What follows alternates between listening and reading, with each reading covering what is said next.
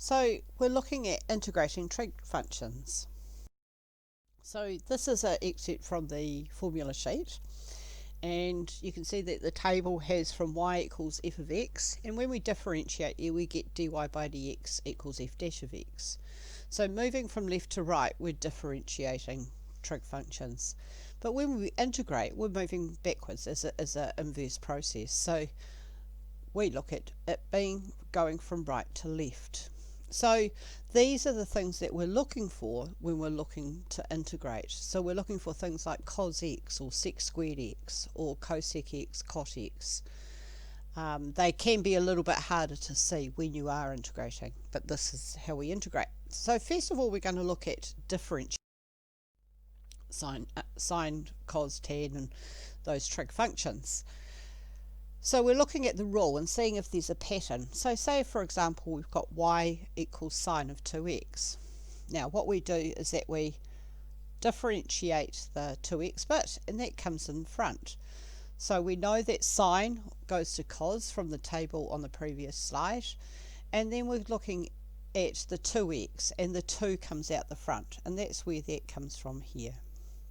So if we look at integration being the opposite of differentiation, or the reverse of differentiation, then if we're going from here, for example, so a cos of ax, here's our example above was 2 cos of 2x, then we get sine of ax plus c.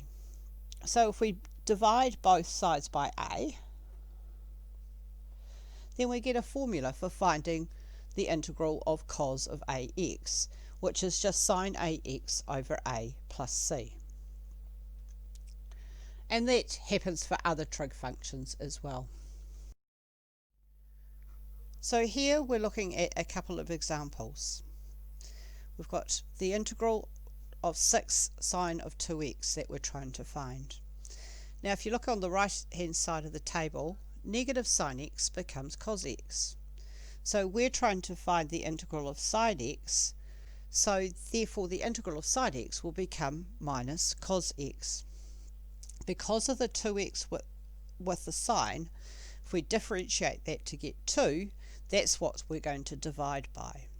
So our answer then is going to be negative 6 cos 2x over 2. The negative, because negative sine becomes cos, therefore sine becomes negative cos, and because of the 2x, that's why we divide by 2. We can simplify that to be negative 3 by dividing the 6 and 2, cos 2x plus c.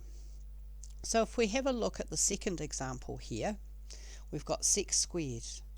So if we look on our table, we see that sec squared x becomes tan x.